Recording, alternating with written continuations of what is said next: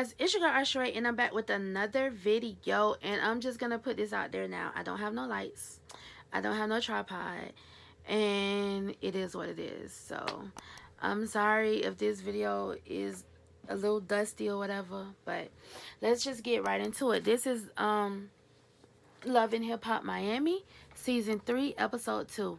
Okay, so Amara and MJ are talking about the whole Shay situation and how Shay was feeling and how things could have been handled differently. But I don't know. I kind of agree with Amara on this one, and that it was her night and Shay should have been there for her if they're sisters, and she should have been considerate of Amara's feelings and what Amara had going on.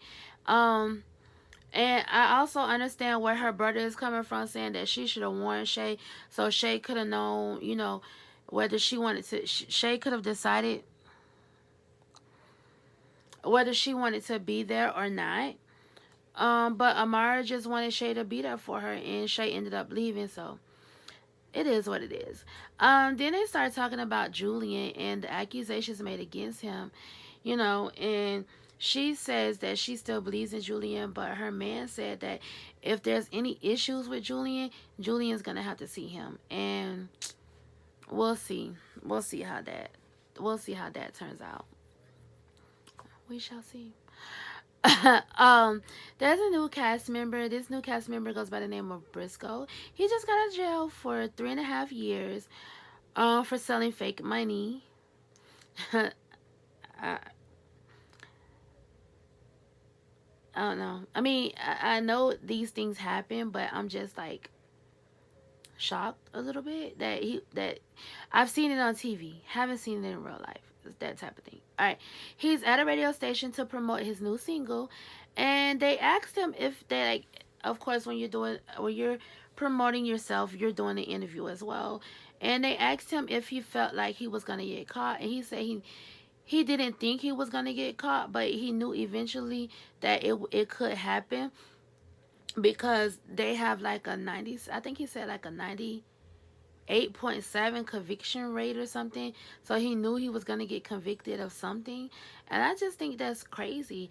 But, he did his crime, he did his time. Now he's ready to come back and get back to the music. Trina goes to meet with Trick, and they start talking about the Julian situation, and she's telling Trick how she's just fed up with the situation, that she saw him at the party, but she didn't want to say anything to him, because if she would have said anything to him, it would have turned into a whole mess, and that was not the place for it. So Trick changes the subject, and he tells Trina how he loved her mother's memorial, even though he know that's something that she doesn't want to talk about. They touched on it lightly, but they didn't talk too much about it. For the sake of um not overwhelming Trina, I want to say. He tells her that no matter what they go through, they will always be family, and I was like, okay, so they must have made up, because last time I knew they were. Trina was mad at him about the TNT project or something. So I'm glad they figured that out. Trina says that she's doing an all-girls tour, and Trick tells Trina that Nikki Natural should audition, and Trina's not feeling it. I can tell Trina's not feeling it, but she tells him that she can come. So Trina is at her showcase, and she's telling Joy about Nikki Natural, and Joy, she asked if Trick co-signed her, and Trina was like, yeah, he did, or whatever. And Trina liked her performance, but I was like, it was okay. It was alright. No, it wasn't the best, but it was alright. Now, the person that came after her, I think her name was J Diva or something like that. I liked her, and I liked her flow. I like what she did. Also, that Sukiana girl, they did their thing, so, and I liked them. So okay, so this is where the drama starts. Trina wanted Nikki to battle the J Diva chick. And she asked Trina why. She asked Trina why should she have to battle anyone? She already won. She don't have to go against nobody. And it turned into this whole thing, you know.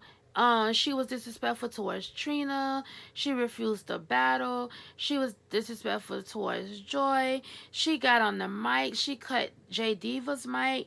She cut, I hope that's that girl's name. I really do. She cut Trina's mic and she's talking over them. And I'm just like, it was just a whole mess.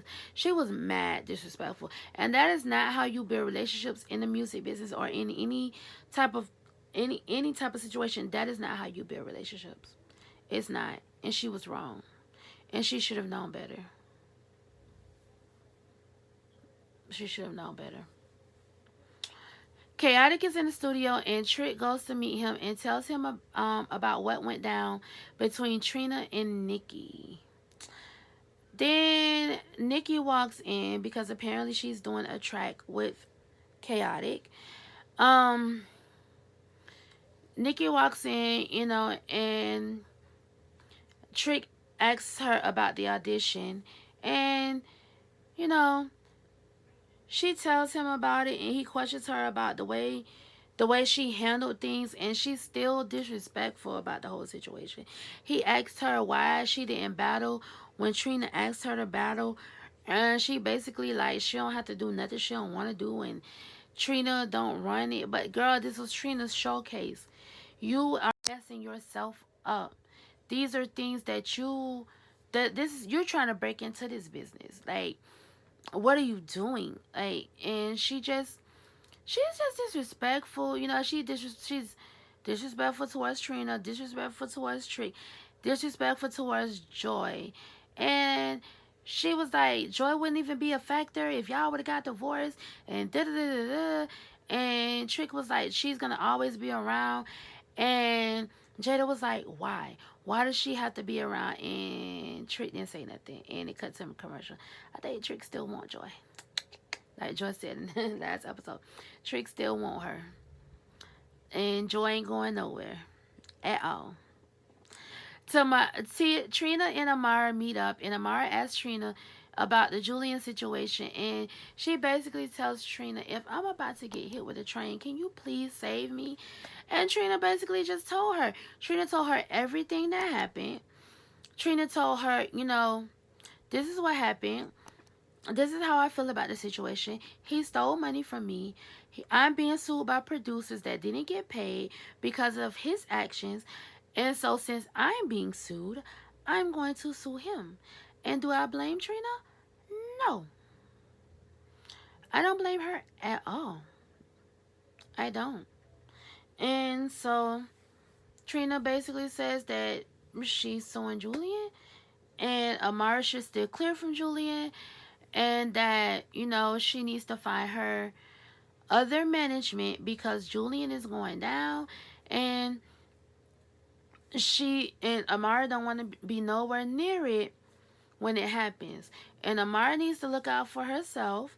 And Trina is giving you fair warning, Amara, so you better take heed to what Trina is telling you. Jocelyn Hernandez, the Puerto Rican princess, is back. I'm sorry, y'all. The Puerto Rican princess is back. She meets with Trina and Trick, along with her man Ballistic. And, you know, she's basically talking about her experience in Atlanta. And she says how Atlanta was toxic for her. And that, you know, she talks about what she learned from that and her experience from that and how she's grown and how becoming a mother has changed her. And then Trina's some kind of way prima donna comes up in the conversation, and Jocelyn messy ass, and she gonna say, oh, you talking about the big girl that's selling the waist trainers but her body still ain't right, or something to that effect that she said. And I'm like, really, Jocelyn? You just go talk, excuse me, You're just gonna talk about this girl like that? But then when they showed the clips of how Prima Donna talked about Jocelyn, I was like, okay, Jocelyn, you got it, you got it. Like, cause she called her Cocaline or something like that. Like, mad disrespectful, very disrespectful. Um, so Trina, they didn't really get into it. Trina kind of like skipped over it and moved on to what she had to say. My bad. Trina just was like, that she's having a showcase of all female showcase. She want to have all female tour, and she told them about what happened with Nikki, and Trick is just sitting there the whole time. Trick ain't say nothing. So it seems like Trick kind of agrees with Trina. It's like just at the end, he said that he was going to talk to her and let her know that if she wants to be in this game, if she wants to be in this industry, she has to respect Trina and the people that paved the way for her. And but Trina basically said, which we already knew, or I already knew, that um Nikki is not going on tour with her at all. Trina ain't feeling her, and at this point, I ain't feeling her either. Briscoe and his son are working out together and basically trying to rebuild. Basically, he's trying to rebuild his relationship with his son. You know, he was gone for 3.5 years. When his child went in, he was 12. Now he's probably, what, 15, 16 years old, you know? Um, he's having a heart-to-heart with him, you know, and he basically tells him about his mistakes and what he did and how he regrets them and how he wishes that he could change them. And he says that he basically apologized to his son and asked his son if he could forgive him, and his son said of course that he forgives him. And I just hope that, he says he's home to stay, and I just hope he's home to stay, because what people don't realize is that what you do affects other people, and him going to jail affected his son and his family and everyone around him. So I hope that, you know, he really is turning over a new leaf and that he stays out of jail this time. Amara is having a photo shoot and she invites Julian to talk. Julian, you know, she asked Julian about being sued and all this other stuff, and he said no one is suing him. Um, and that the money wasn't Trina's, it was his. He made his own separate deal, and he don't, he don't owe Trina nothing. Um, and they basically, Trina needs to stop dragging his name through the mud, basically. And you know, Amara, you know, she's trying to look out for her, and I don't blame Amara. You know, I feel where Amara is coming from. You know, she's looking out for her. She's looking out for day one, and she want to make sure she ain't finna get screwed, or make sure she ain't about to get caught up. Sorry, in his foolishness that he has going on. So he's not very convincing to me that he didn't take this money or that he didn't do some kind of side deal or whatever. I don't know. But, you know, it just seems fishy. And then she asked him, she's like, have you ever stole money from me? And I'm like, get straight to it, Amara. Like, she ain't playing. She want to know. And he was like, hell no, I ain't steal no money from you. Da, da, da. But who knows? Who knows? Like, this whole situation is just messy, and I hope they get to the bottom of it. Like, it's only episode 2, and I'm already tired of hearing about this money situation. But I hope they figure it out. I hope they hash it out. I hope the truth comes out, and everybody can, you know, agree to disagree and move on from the situation. So that's the end of my review for this episode. Thank you so much for watching. Please make sure you like, comment, and subscribe if you have not already done so. And remember, if no one else tells you that they love you, Ashere loves you. Bye.